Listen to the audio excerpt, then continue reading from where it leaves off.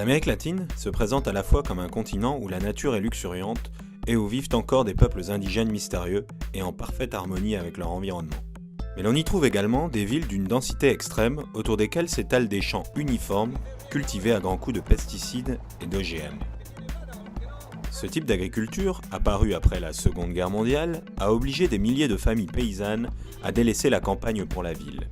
Celle-ci n'étant pas prête à accueillir toutes ces populations, les laisse s'entasser dans la périphérie où règne chômage et délinquance.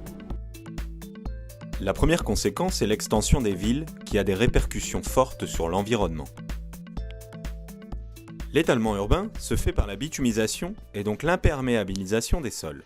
Lorsqu'il pleut, les eaux sont rapidement canalisées plusieurs mètres sous le niveau du sol, alors qu'à la campagne, l'eau de pluie s'infiltre dans la terre dans les premières couches du sol. Lors des fortes chaleurs, l'eau en superficie va s'évaporer, ce qui rafraîchira l'air ambiant, tandis qu'en ville, la température restera élevée. De plus, l'expansion urbaine rend nécessaire l'utilisation de véhicules motorisés, ce qui pollue l'air et amplifie l'effet de serre urbain. Le remplacement de production des fruits et légumes à proximité de la ville par des cultures d'exportation a tendance à faire augmenter le prix des aliments. El costo de la alimentación para nosotros los chilenos es alto. ¿Por qué? Porque los productos naturales, los productos de la agricultura son exportados. Como son exportados, están vendidos a un público que es capaz de pagar 4 veces más de lo que pagamos nosotros, que el público norteamericano, el público europeo, ¿cierto? Le quinoa, par exemple, en Bolivie, est de plus en plus cher depuis que les autres continents ont découvert ses qualités nutritives. Le producteur de quinoa, lui, ne connaît pas forcément les qualités de cet aliment. Il vend sa production sur le marché et rachète par exemple avec l'argent gagné des pâtes beaucoup plus pauvres en nutriments. Ce n'est cependant pas la seule cause de malnutrition des populations pauvres. Si elles mangent peu d'aliments variés, c'est souvent culturel. Ils n'ont pas l'habitude de manger des légumes. Nos hemos acostumbrado a comer todo lo que es comida chatarra, pollo, papas fritas, dulces, chocolate, o sea, toda la gente consume, pero muy poco consume la gente hortalizas, todo aquello.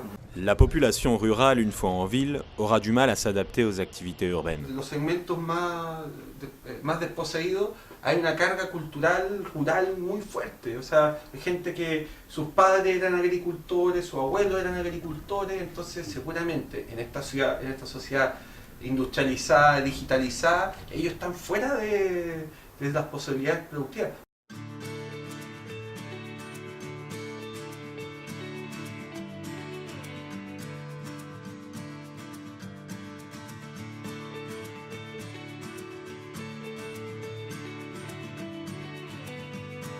Una de esas, y que es muy potente, de recuperar sectores de la ciudad que son tan botados, ¿cierto?, de manera agrícola.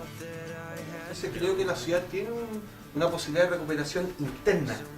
Es como devolver un poco el campo hacia el interior de la ciudad. Cette opération de réintroduction de la campagne à la ville s'appelle communément agriculture urbaine. Et celle-ci peut prendre plusieurs formes. Des potagers, des champs ouverts, à l'intérieur ou aux abords de la ville, sur les toits, dans les endroits où il y a le plus de densité urbaine, voire sur les trottoirs. Pour prendre un exemple concret, nous sommes allés à La Paz où la FAO, en partenariat avec la municipalité d'El Alto, a mis en place un projet d'agriculture urbaine. Le projet consistait à la création d'une serre de référence à l'intérieur de la ville, où les habitants ont pu se former à la culture biologique de légumes et à leur commercialisation. Découvrons dans un premier temps la grande serre et voyons quelles techniques de culture sont employées. Como verán, esta es una huerta o carpa solar de doble agua, tiene doble caída, entonces le decimos doble agua. Aquí hacemos la siembra y cosecha de hortalizas en orgánico.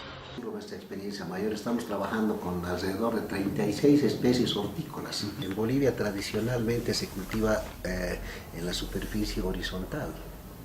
Y nosotros hemos producido hasta 50 hortalizas por metro cuadrado construido, es decir, utilizamos todas las superficies horizontales.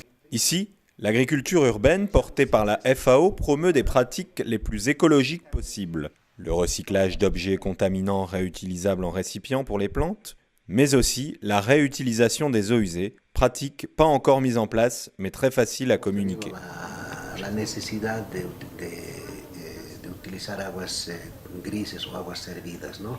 pero es posible descontaminarlas con procesos muy sencillos, hacer unos filtros y volverlas a utilizar, reutilizarlas, ¿no? Ils font également la promotion du compostage des ordures ménagères organiques. Voyons comment le principe de culture en serre s'est développé au sein de la population. La production en ville répond avant tout à un besoin de diminuer le coût des aliments, principalement élevé à cause du coût de commercialisation. Nunca los productores llegan directamente a los consumidores, o sea, hay un intermediario 1, intermediario 2 y cada uno le va poniendo un precio de comercialización. El gobierno municipal de La Paz tiene ferias con los productos de agricultura urbana, entonces directamente del productor al consumidor y el costo es mucho más bajo. Les projets d'agriculture urbaine dans la ville d'El Alto sont plutôt faits sur des espaces réduits, car l'un des grands avantages de l'agriculture urbaine est de pouvoir cultiver sur des superficies allant de 1 mètre carré à toute la superficie disponible. ¿Cuánto tiempo que empezó a hacer eso, la huerta? Hace 5 años, cuando estábamos en el colegio. ¿Y cambió su manera de alimentarse desde que hace eso? Ah, sí, mucho. Antes no conocíamos mucho las hortalizas. Claro, los comprábamos de la feria, pero no así frescamente. Cuando ha empezado lo que es el proyecto, entonces nuestra alimentación ha sido más con lo que son las hortalizas. Hemos empezado a conocer nuevas especies. ¿Les sale mejor a nivel de plata o económico? No mucho, pero en cambio esta ha sido un poco más rentable.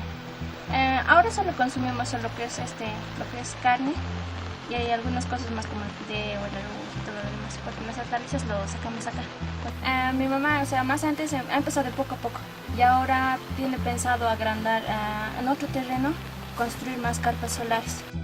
Afin de vendre plus facilement leurs produits, les personnes faisant de l'agriculture urbaine peuvent s'organiser en coopérative. Se juntan y lo que hacen es, por ejemplo, hacemos un grupo nosotros de comercializadores de hortalizas.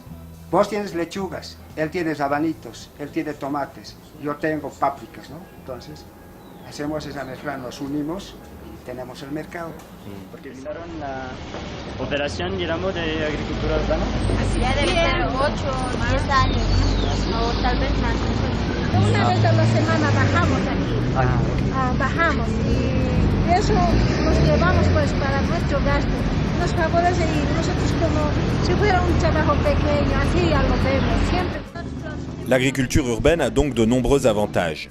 La mise en valeur des sols non bitumés, les coûts de consommation des aliments réduits, une alimentation bien plus variée, un travail pour les familles les plus pauvres et donc des rentrées d'argent, et une socialisation accrue grâce aux coopératives. Amis professionnels, urbanistes ou politiques, médecins ou sociologues, à vous de jouer pour encourager ce type d'action.